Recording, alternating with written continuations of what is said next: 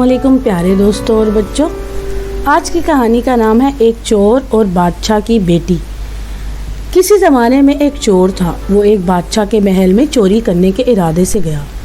रात का वक्त था और महल के एक कमरे से बादशाह और उसकी बीवी की गुफ्तगू की आवाज़ आ रही थी। वो खड़े होकर सुनने लगा। अगरचा ऐसा सुनना गलत है, नाजायज़ है, चोरी है, लेकिन चोर तो चोरी ही करने आया था, तो उसे सुनने में क्या था। आखिर वो चोर ही था। इस चोर ने सुना कि बादशाह अपनी बीवी से कह रहा है कि मैं अपनी बेटी की शादी ऐसे आदमी से करूँगा जो निहायत मुत्तकी और परहेज़गार हो, बहुत अल्लाह वाला हो। जब चोर ये बात सुन रहा था तो इसके दिल में ख्याल आया कि क्यों ना मैं कुछ ऐसा बनकर दिखाऊं कि बादशाह मेरे साथ ही शहजादी की शादी कर दे। दिल में एक हिर्स पैदा हो गई। अब वो चोरी करना भूल गया, लेकिन धोखा देने पर उतर आया। वो घर जाकर बहुत देर तक सोचने लगा कि किस तरह मैं इस बात में कामयाब हो सकता हूँ। फिर एक तदबीर इसकी समझ में आई कि बादशाह के महल के करीब एक मस्जिद है।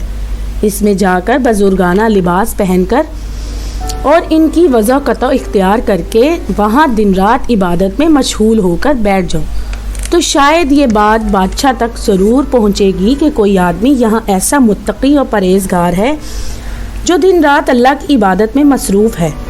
तो हो सकता है कि बादशाह की निगाह मेरे ऊपर पड़ जाए और मैं शहजादी से शादी के लिए चुन लिया जाऊँ। ये इस चोर का एक निहायत हकीर और जलील दुनियावी मकसद था, जिसके लिए इसने ये इरादा किया। फिर इसने अपने प्रोग्राम के मुताबिक बुजुर्गाना लिबास, पोशाक, वज़ा कता इख्तियार करके इस मस्जिद में जाकर नमाज़ों पर नमाजें, ज़िक्र तलावत, मराके सब शुरू कर लिया। दिन गुजरते रहे और लोगों में शोहरत होती गई कि कोई अल्लाह वाला बहुत बड़े वली यहाँ आ गए हैं जो दिन रात इबादत करते हैं। यहाँ तक कि ये बात बादशाह तक पहुँच गई कि यहाँ कोई अल्लाह वाला आकर बैठे हैं। जवान, ज़हद इबादत में लाजवाब, तकवा और तहारत में बेनज़ीर। जब बादशाह को ये बात मालूम हुई तो उन्होंने अपने इरादे के मुताबिक गौर व फिक्र शुरू कर दिया कि शहजादी के मुतालिक जो सोचा था इसी के लिए इसका इंतखाब क्यों ना कर लिया जाए। बादशाह ने इस सिलसिले में गुफ्तगू के लिए अपने वज़ीर को भेजा। वज़ीर इस शख्स के पास मस्जिद पहुंचा और बाअदब होकर इससे कहा कि मैं आपकी खिदमत में बादशाह की तरफ से पैगाम लाया हूँ। वज़ीर ने बताया कि बादशाह ने कई साल पहले ये फैसला कर लिया था कि वो अपनी बेटी का निकाह एक ऐसे शख्स से करेंगे जो बड़ा मुत्तकी और परहेज़गार हो, अल्लाह वाला हो, और वो इसकी तलाश में थे। इनकी नज़र इंतखाब आप पर आकर रुक गई है, लिहाजा बादशाह ने मुझे भेजा है कि इस सिलसिले में आपसे गुफ्तगू करूं। ये शख्स दरअसल इसी तमन्ना और आरजू में यहाँ आकर बैठा था।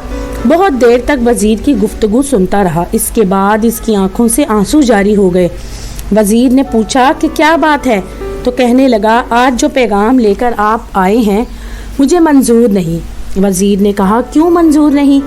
इस शख्स ने कहा कि देखिए, मैं साफ साफ बात आपको बताता हूँ कि मैं असल में एक चोर था और एक मर्तबा बादशाह के महल में चोरी के इरादे से गया था।